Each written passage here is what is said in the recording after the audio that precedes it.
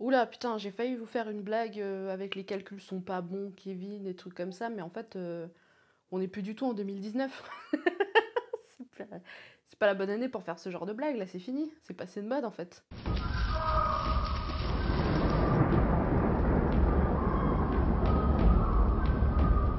Salut et bienvenue dans mon antre. Aujourd'hui, nous allons pas parler de séries.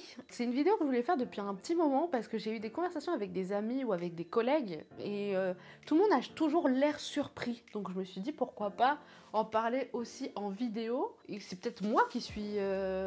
C'est peut-être moi le problème. Dites-moi en commentaire à la fin de la vidéo ce que vous en pensez. Mais en gros, je paye plusieurs plateformes SVOD. De toute façon, vous allez plus voir dans le titre.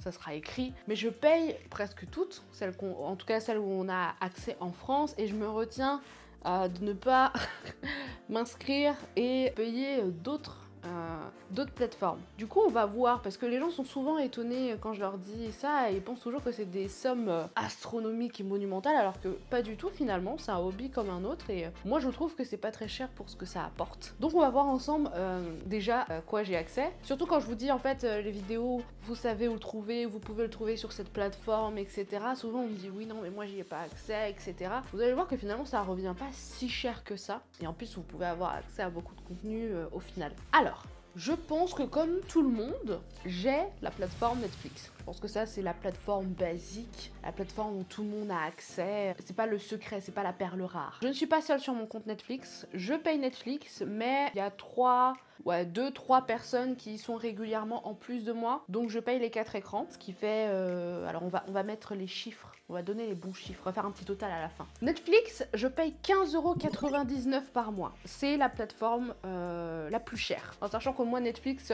m'agace énormément parce que c'est soit des séries pour adolescents, mais adolescents qui ne réfléchissent pas trop au scénario, ou soit c'est des bonnes séries mais qu'ils arrêtent au bout de la 2e, 3e saison, bref, on peut pas leur faire confiance. Moi, ça commence à m'énerver qu'ils me prennent autant d'argent pour me donner ce résultat final là. La seule raison pour laquelle j'ai pas encore, me suis pas encore désabonnée de Netflix, c'est que je ne suis pas la seule sur le compte et que les autres personnes qui sont sur le compte, eux, regardent le contenu. Donc finalement, ça amortit un petit peu ce que je paye, mais quand même, tous les 2 mois, dès qu'il se passe un truc, je suis à ça à chaque fois de résilier, enfin c'est tout un truc.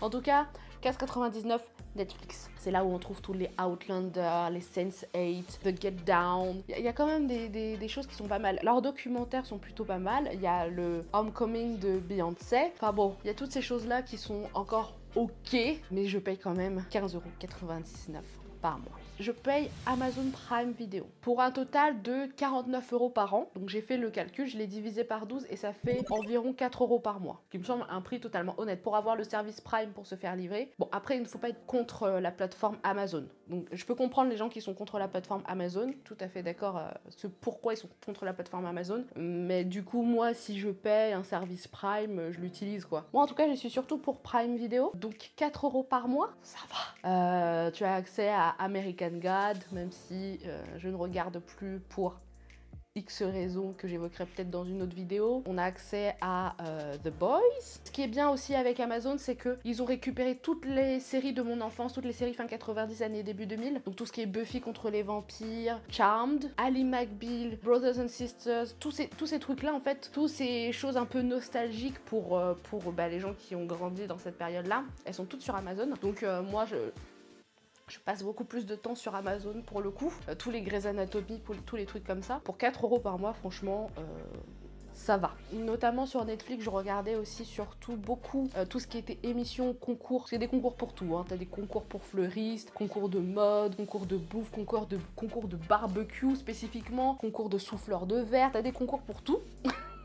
Donc moi je regarde beaucoup les concours et tout, ce genre d'émissions. Et en fait il commence à avoir des concours et des émissions intéressantes sur Amazon également. Donc j'en ai pour mon argent et ça fait plaisir. Je paye également OCS pour 9,99 € par mois. OCS c'est un peu, on va dire, l'élite des plateformes SVOD mainstream. C'est là où on trouve vraiment... Vous voyez les gens un peu pédants, un peu élitistes cinéma, c'est des séries OCS qui regardent. Là-bas, on va trouver toutes les séries HBO, forcément, qui, même si on sait tous qu'ils mettent beaucoup de sexe dans leurs vidéos, ça reste quand même des très bons scénarios, de très belles œuvres. Donc tout ce qui est Handmaid's Tale, Warrior, Game of Thrones, etc.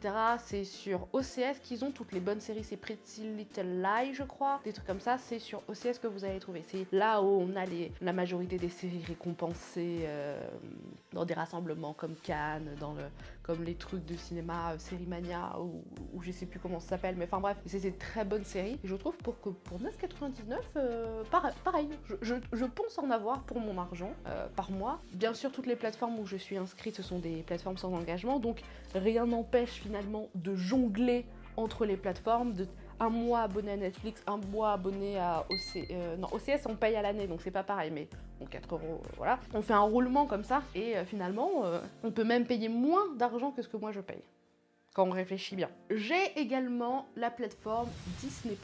Alors, il y a deux formules. Il y a si on paye tous les mois, c'est 8,99 €, et si on paye à l'année, c'est 89,90 €. Et en faisant le calcul, j'ai vu qu'on payait 7,50 € en fait le mois. Donc en plus, maintenant qu'ils ont absorbé le catalogue de Star, ils ont beaucoup plus de contenu, donc ça vaut vachement le coup. À la base, j'y étais surtout pour l'album Black is King de Beyoncé.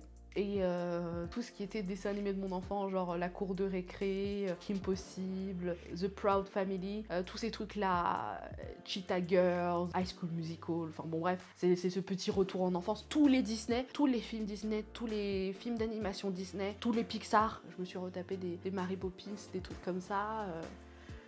C'est des dessins animés ou des films qui datent d'un petit moment où j'ai grandi avec, en fait, c'est un petit côté nostalgique. Et maintenant avec le catalogue Star, il y a beaucoup plus de contenu, donc ça va. Donc je trouve que ça vaut... C'est toujours moins cher que Netflix, finalement. Hein. De toute façon, tout est moins cher que Netflix, donc c'est ok. Et ensuite, la dernière plateforme que j'ai, Canal+. Alors faites attention, si jamais vous voulez vous inscrire, vous allez tomber sur toutes les offres qui vous proposent la télévision et Canal+. Ça commence à partir de 20 €, etc.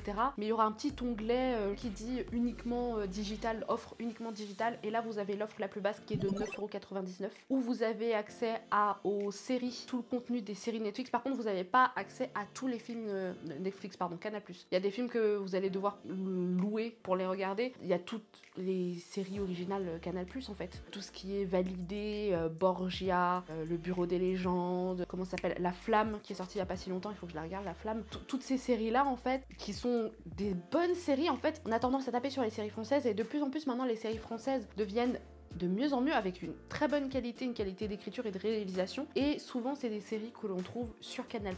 Donc n'hésitez pas, si vous pouvez, si vous avez l'envie, regardez à quoi vous avez accès et pouvoir y aller. Il y a évidemment des séries, il n'y a pas que des séries françaises, on a accès aussi à des séries qui sortent en simultané aux États-Unis ou des trucs comme ça. Pendant un moment, par exemple, il y avait l'intégralité de Empire qui était disponible.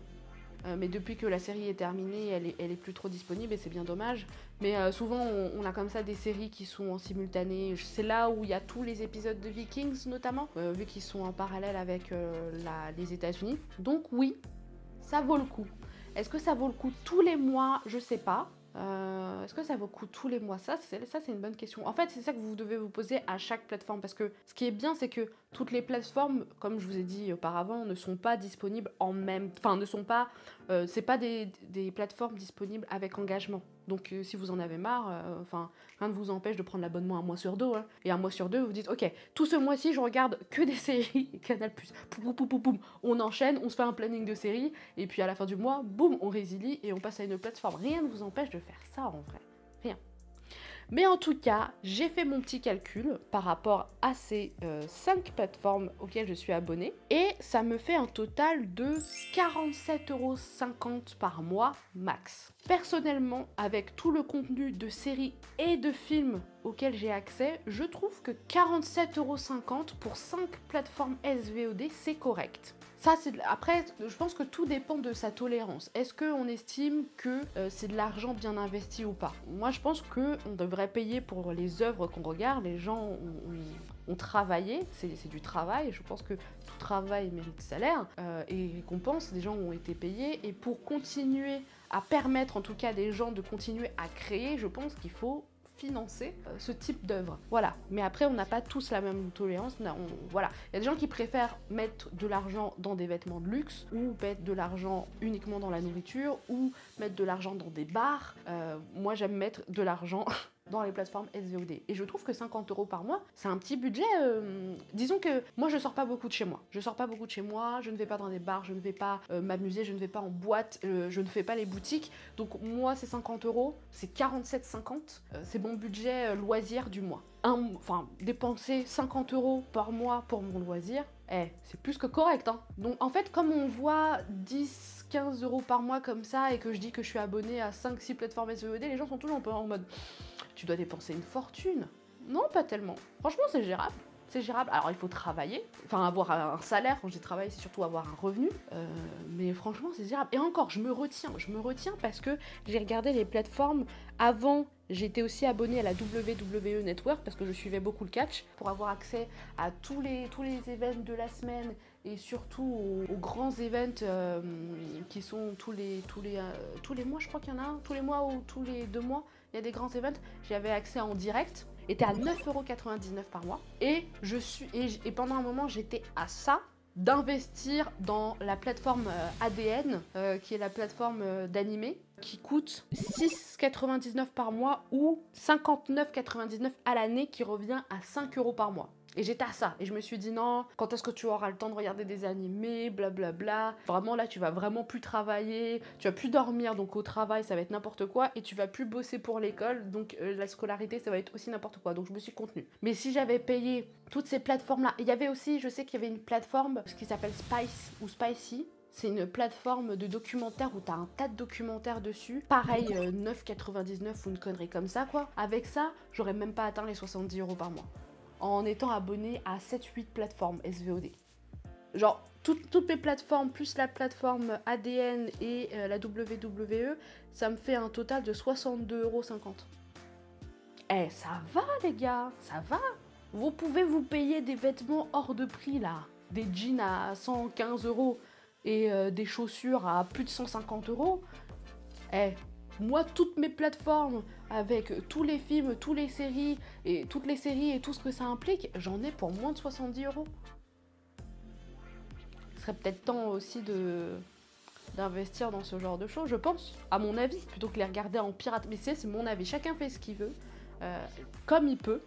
Mais oui, c'était pour mettre un petit accent sur toutes les plateformes que je paye, parce que en fait, souvent les gens sont choqués de savoir que je paye tout ça comme plateforme, mais moi je contribue un petit peu à l'audiovisuel et ça fait plaisir. Voilà, je vais vous laisser là, je vais vous laisser sur cette petite note joyeuse, en espérant que cette vidéo vous a quand même fait plaisir. N'hésitez pas à mettre un petit pouce vers le haut si ça vous a plu, et à vous abonner si vous voulez voir plus de mes vidéos. Dites-moi surtout en commentaire, est-ce que vous êtes choqués de toutes les plateformes que je paye? Est-ce que c'est moi? Ou est-ce que finalement vous aussi vous payez beaucoup de plateformes SVOD? Dites-moi à quoi vous vous êtes abonné, ça m'intéresse énormément. Sinon moi je vous fais un bisou et je vous souhaite à la prochaine dans mon anse.